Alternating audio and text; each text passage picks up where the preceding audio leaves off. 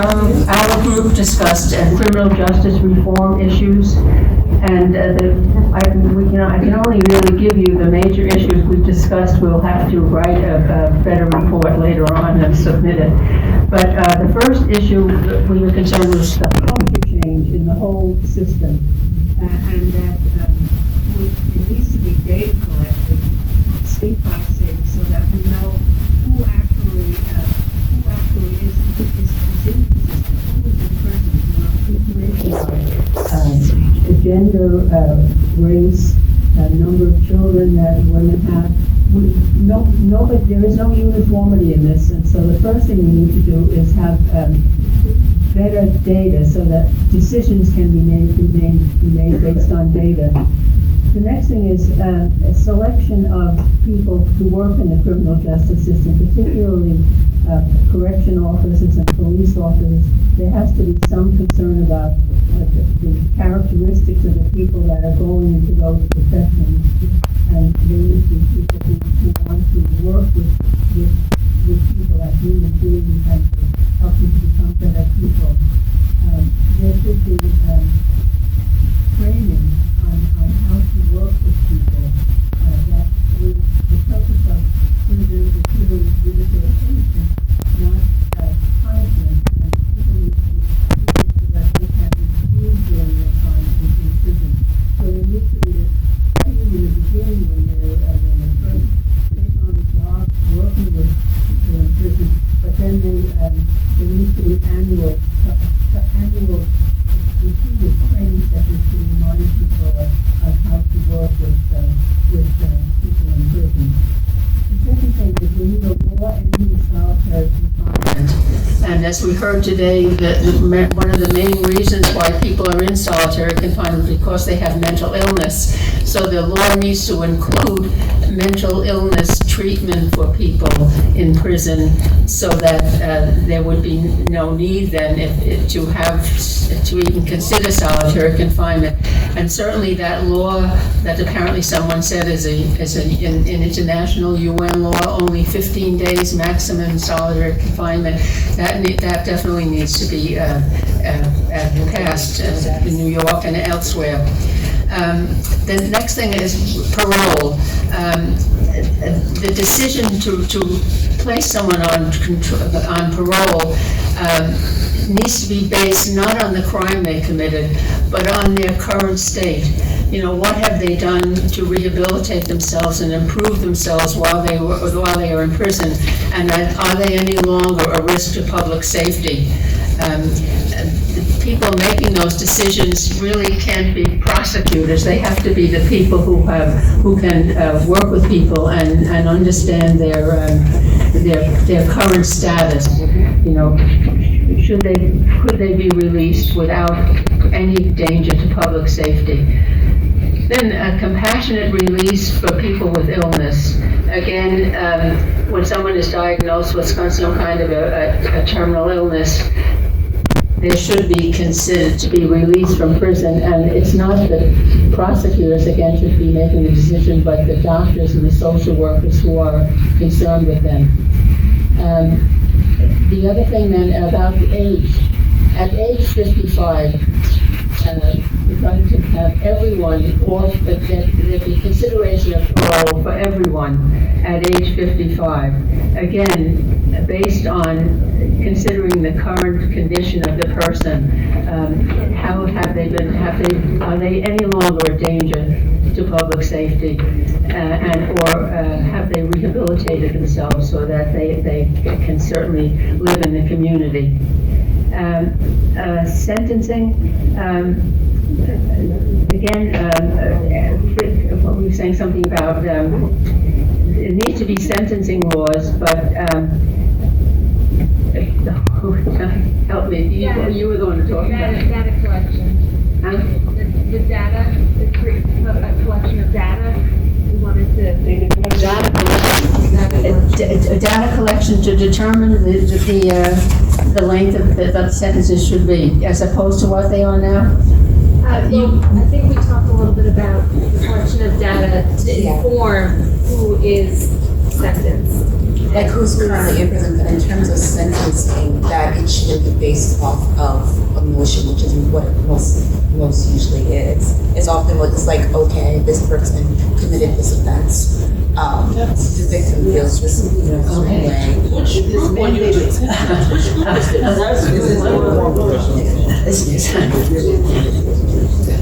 I think we need to work on this and get it straightened out, but it should be based on, not on emotions, and not on the victim's concerns, but on Rehabilitating. on whether the person has been rehabilitated. Okay, we'll work on developing a better report.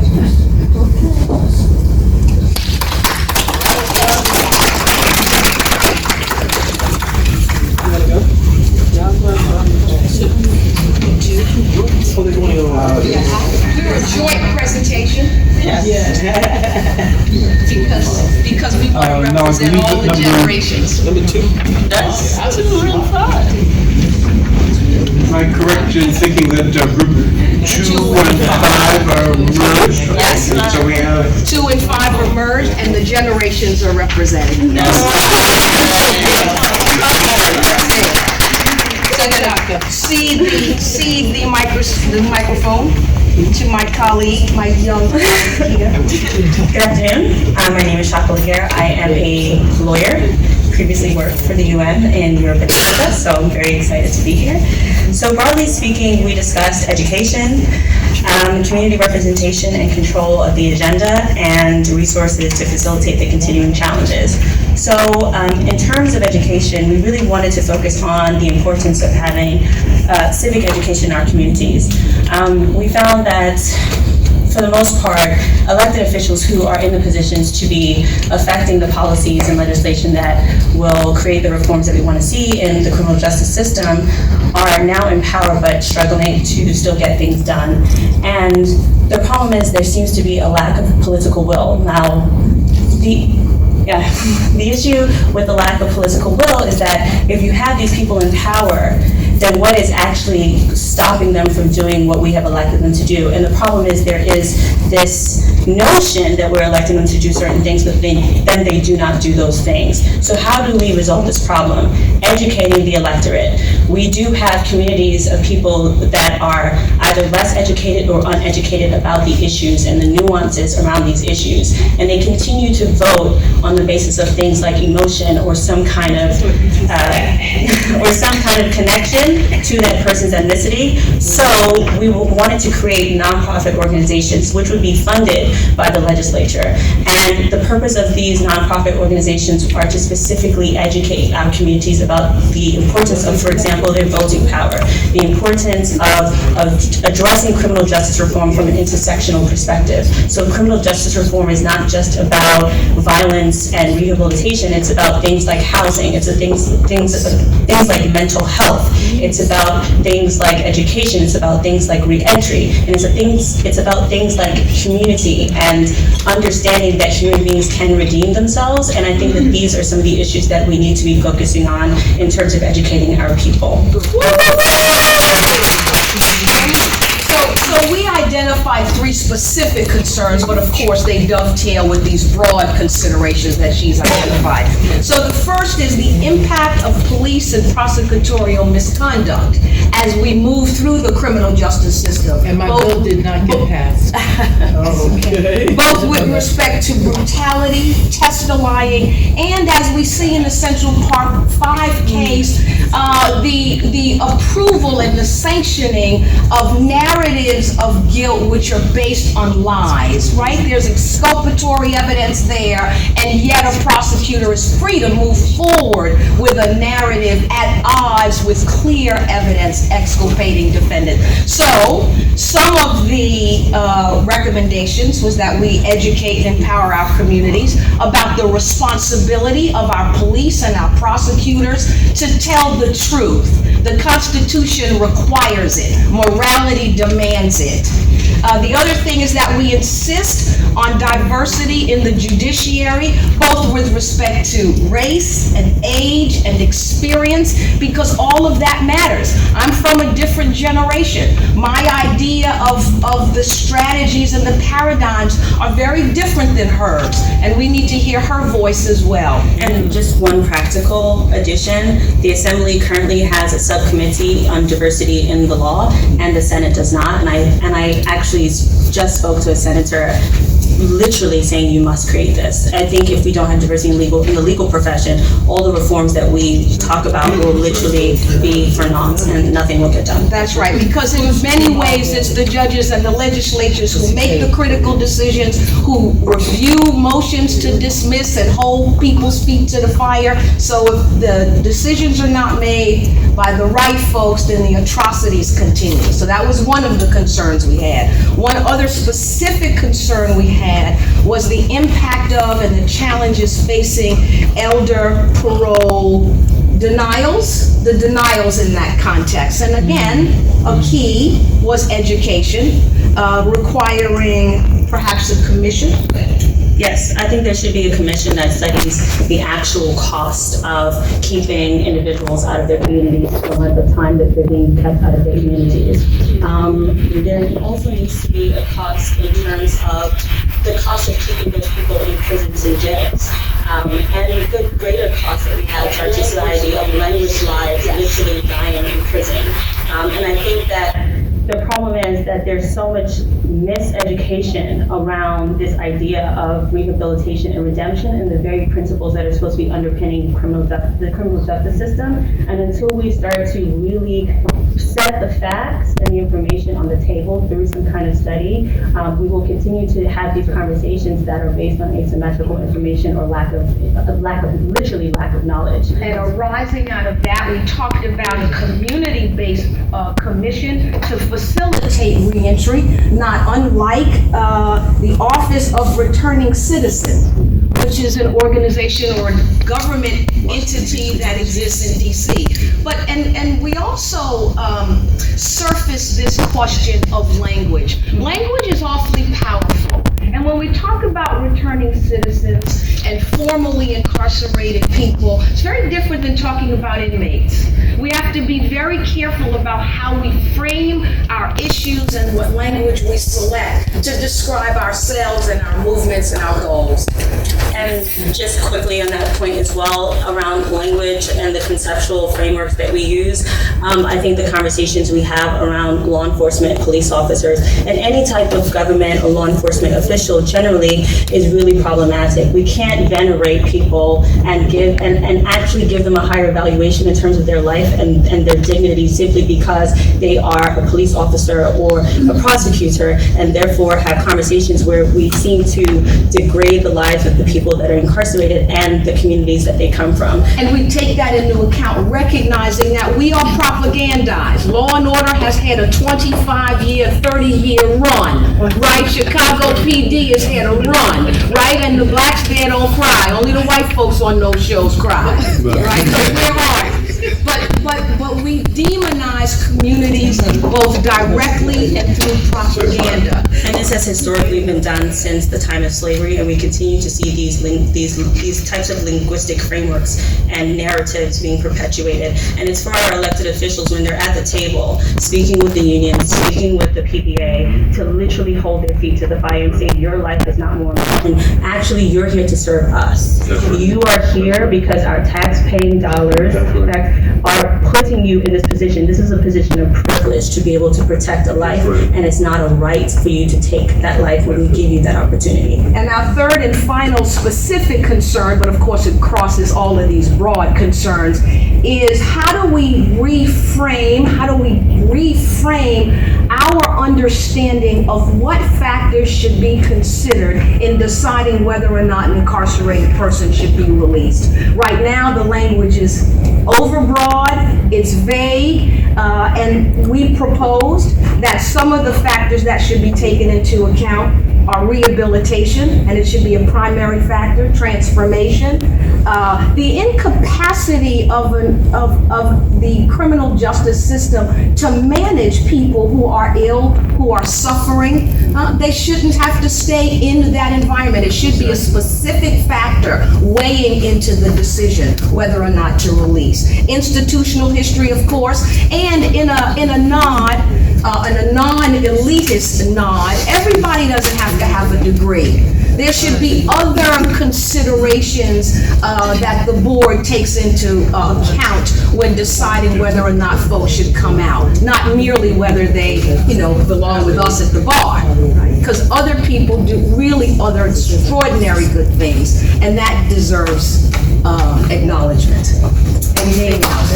That is all. Oh, thank you.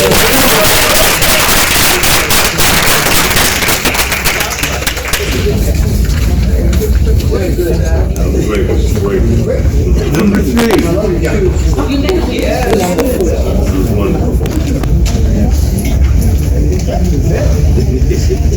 Hi, Ames Grower from the Brennan Center. Our issue was mass incarceration, so as you can imagine, we had very little to talk about. Now, we had a long conversation, came up with many areas of concern, so many that I'm going to speak to some of them, and my colleagues Remy and David are going to speak to some others. In the interest of conserving time, I'm going to go very briefly through it and then turn it over to y'all.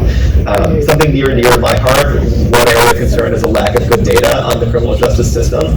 Our crime data, our data on who's incarcerated and what they look like, not just race, but what they look like socioeconomically, is woefully out of date to the point that some of it is like 15 years plus old. To be able to make a good case for decarceration to people who are swayed by evidence, which is not everyone, we need data so that we can make that case. So we want to continue recommendation that was in the last report, we believe, about having better data disaggregated by socioeconomic well-being, race, and other salient factors like that for criminal justice. We also spoke about the treatment of seriously mentally ill people and people struggling with substance abuse, and how those people are funneled into the criminal justice system, which does them no good and does society no good. And the solution, or our recommendations to it, are fairly straightforward. We want to increase the availability of alternatives to incarceration, especially have I was misreading my own handwriting. Supportive housing and substance abuse detoxification programs, so that people can actually go to somewhere and get well rather than go to a cell where they don't get treatment. So the substitute, say, crisis centers for jails in urban counties, ex-urban counties struggling with opioid addiction. And we want to end the use of solitary confinement in accord with some of our colleagues, because that makes mental illness and substance abuse worse, not better. Our target audience for that is law enforcement, but because law enforcement is the first line of intervention in many of these cases, and if they decide an arrest isn't a great idea here, instead let me send them to this crisis center, that's a good step in the right direction. But we also want to target all levels of government. I have two more that I'm going to run through.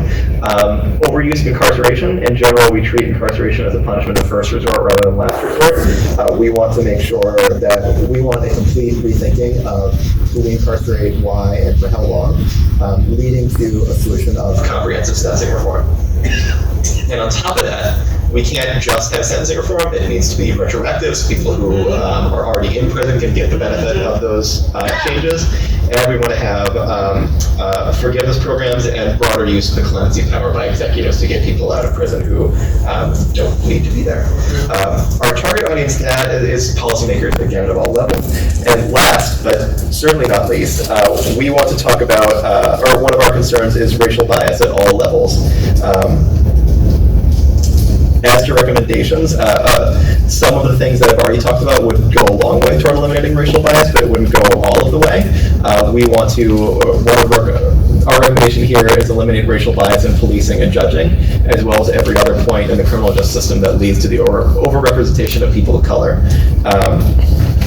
Our audience for that, we want to aim a little broader. We want to target not just people who make nominating decisions, those are executives. We want to target civil society and the media and the United Nations to have a broader nationwide buy-in on the problem of getting people who look like the community making decisions about the community. And I actually glossed over one point. One thing we want to make sure of when we talk about overuse of incarceration and lack of good data is there's a rise in incarceration in ex-urban communities affecting people who are struggling with drug addiction, and those are people of all colors. Incarceration for ex-urban whites are actually growing because of the opioid epidemic. So we want data on that, and we want to make sure that community is engaged in the effort toward decarceration. incarceration. I apologize for the debater speed speech. Remy. Thank you very much. So it kind of summed up most of what we discussed in our group, and there would not be need for repeating, but the two concerns that I had was the social inequality of the criminal justice system in the United States and the treatment of prisoners or those who are incarcerated. And most times we tend to find that the way arrests are made in many communities, besides being arrested physically, is different from, the treatment of the act of being arrested or proceeding to arrest a person. And if we find out that in many communities of color, there's usually use of force more than in other communities, which one, is a major concern, and it's a human rights concern. It's a human rights issue, and the recommendation would be to target maybe other civil society organizations, the justice system, policymakers, to make recommendations to the United Nations that human rights concerns are globally, and more so being right here in the United States, that many people of color, before the arrest is made, the treatment of even the thought of the target of a person that is going to be arrested, it's a human rights violation on its own. And for those who are already arrested and in prison, we also know that the numbers do not add up. Given the population of people of color in this country, the numbers in prison, if we have a community that is about maybe 30% or so of the population, and one that is 70% of the population, the 30% are 70% in prison or more, and the population of the 70% are less than the 30% in prison for similar or the same types of crimes. And another concern would be the Fair Sentencing Act that was passed in 2010. Great opportunity for those in prison to be heard by the criminal justice system or judges, to actually have the opportunity, instead of dying in prison and being forgotten, to have the opportunity to actually see a judge for a reduced prison sentence, or to wipe away their crime, or forgive them, or But the problem, the main concern, is that the wait time to actually see a judge is endless. You see, because if you have a 10-20 year sentence and you have to wait for another 10 years to see a judge, because so many people are in prison, and then by the time you have to get to see a judge, it's almost time for you to be out of prison. So we have to find mechanisms or ways for the U.S. criminal justice system to actually be accurate in the way that sentences are committed on people. The opportunity to be heard, who goes first based on the number of years left or the crime committed, and what interval during their sentencing do they have the human rights opportunity to actually be able to see a judge. So these are all concerns that we believe that there should be forgiveness programs to start with, and there should be forgiveness programs in terms of the type of crime. If it's a lesser crime, a person with a lesser crime should not sit in prison because of their color or race, and a person of another race who commits a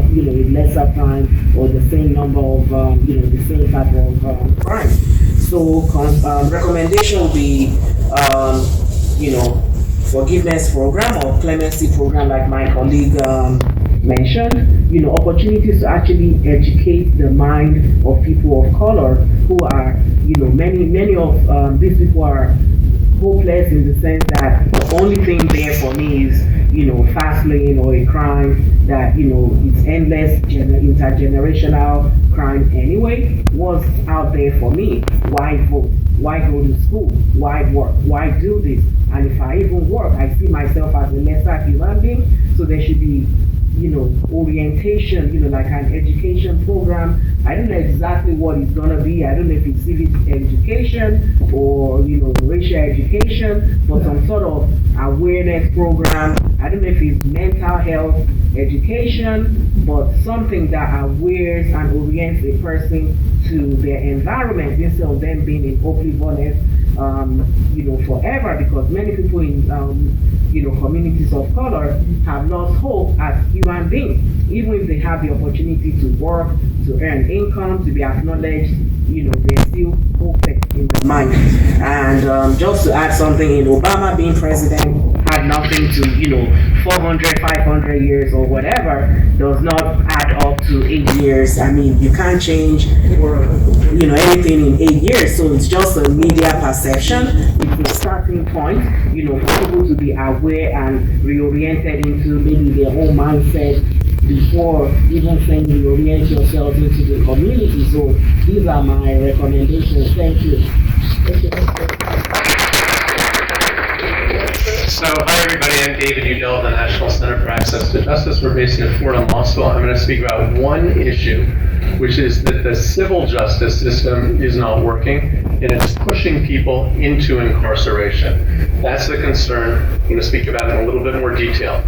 So civil justice system failure, and we're talking about things like evictions, foreclosures, debt collection, domestic violence, benefits denials, health coverage.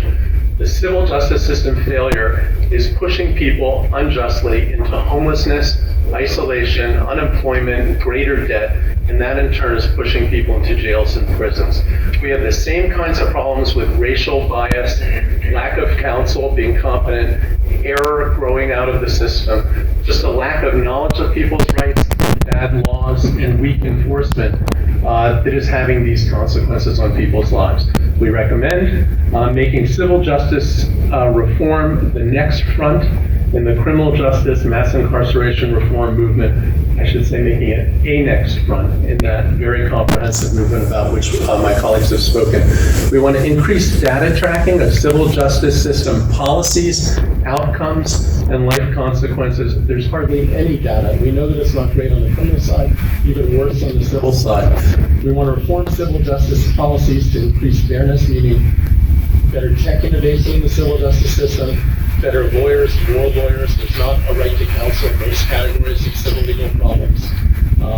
Laws that are more protective of the rights of tenants, of debtors, of people abused by domestic violence, perpetrators. And our audience we have in mind is federal, state, local government, courts specifically, philanthropy. We're here at the Ford Foundation today, and the United Nations and the global community.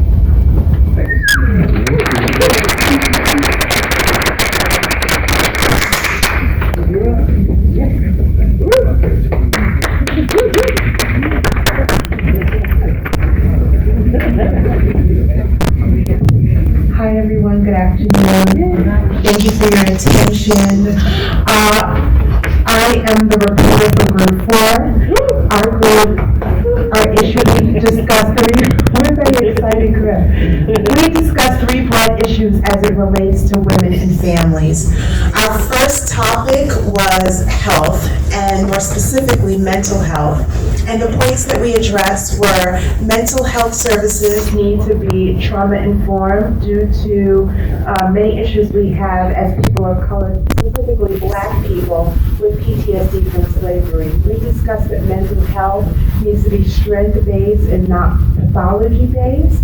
And we also discussed how the system manipulates us for economic reasons. We discussed men being in the home prevents women from maintaining their public assistance.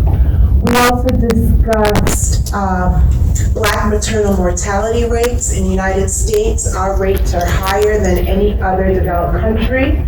We suffer from weathering due to the sociological stress that we encounter each day.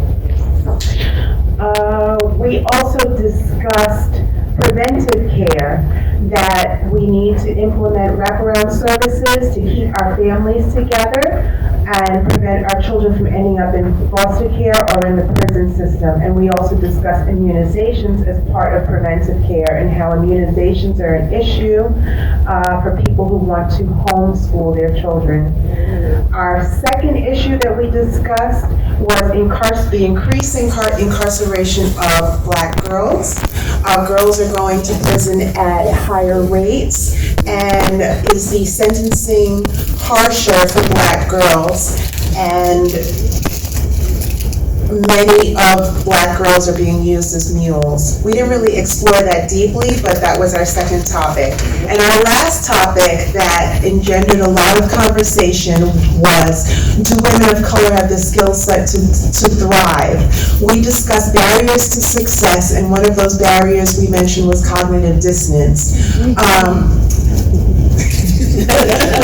Amen on the cognitive dissonance. Are we hampered because of the cultural differences? Do we not have the skill sets to succeed because we simply don't know what we don't know? We need to develop networks that are intentional, inclusive, accessible, and sustainable to elevate each other economically and socially. And lastly, we're piggybacking on Shaka's point about we need to educate our electorate and get them involved in policy and pushing policies that affect us and not be focused on the personality of the politician. So in essence, we discussed healthcare, incarceration of women, and skill sets to thrive.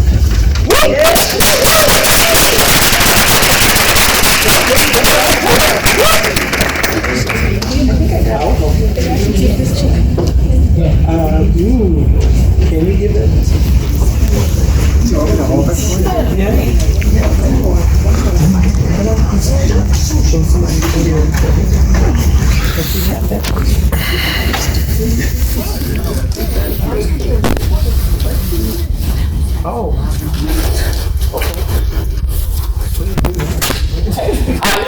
I'm an educator. Oh, okay.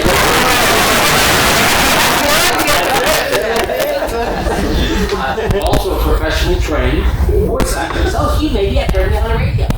So I can use my voice in a variety of ways.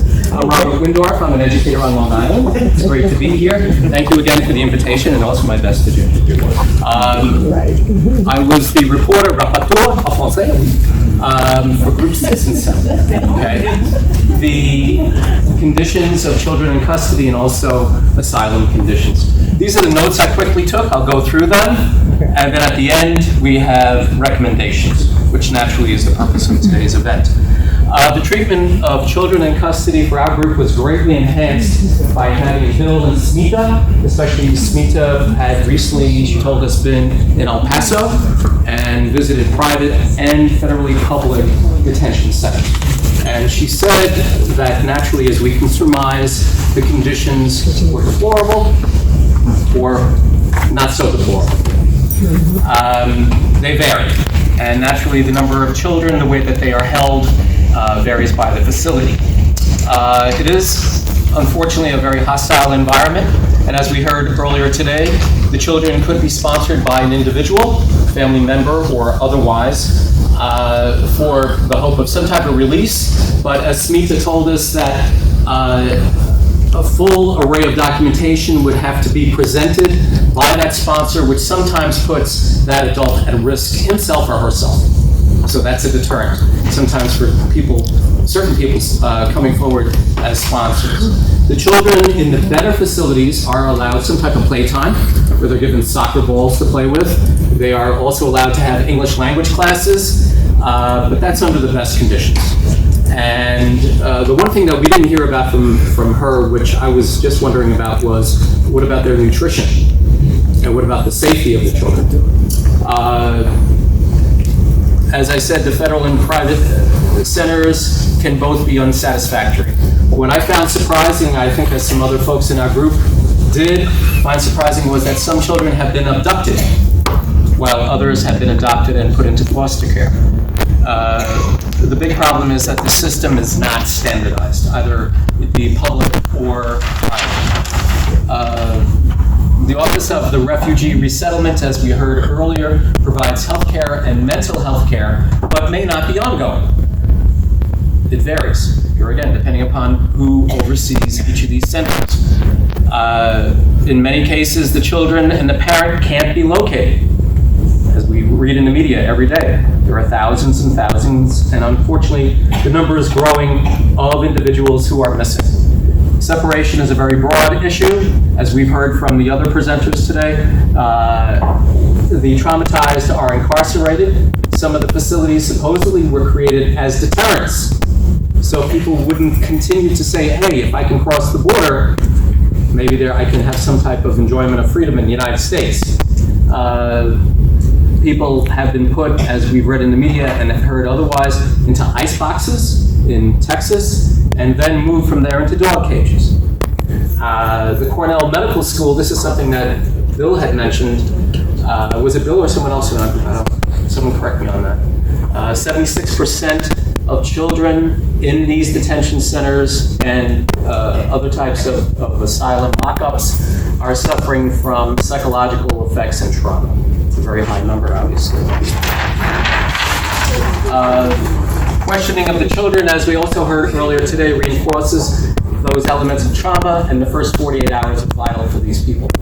And also, as we had heard, the reported and existing conditions could be human rights violations. We are a country of irony. We have three systems that are supposed to be rooted in the system of checks and balances. But as we also heard earlier, the executive branch is now violating the independence of those checks and balances by having immigration attorneys under that form of government where it should be independent. The administration's anti-immigration posture is against human rights.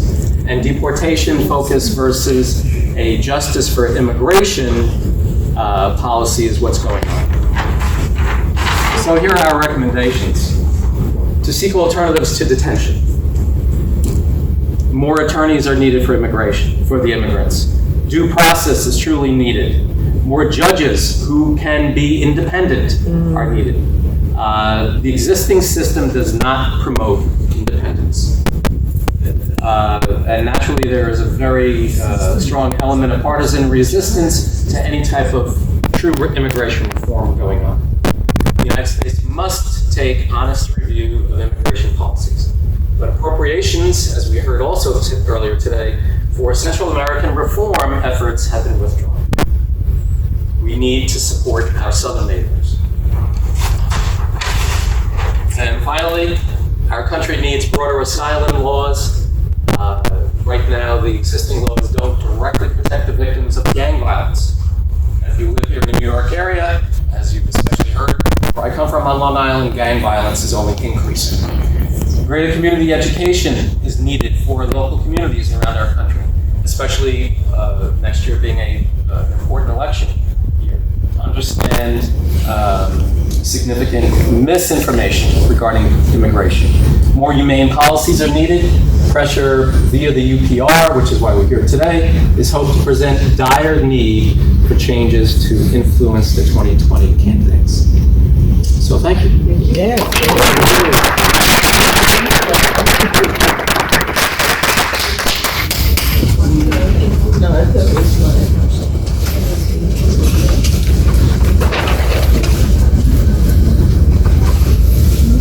Now, this is definitely the wrap-up of a wonderful session this afternoon. I would like to see if there's any comment or question that somebody would like to raise in relation to the issues. Ruth? I have two questions. One, There are mics here. oh, yes. I need a mic. Soft-spoken. Yes, so gentle. Okay, I had a question earlier there, it's somewhat of a comment too. In 2 and 5's presentation, you talked about a commission that needed to be developed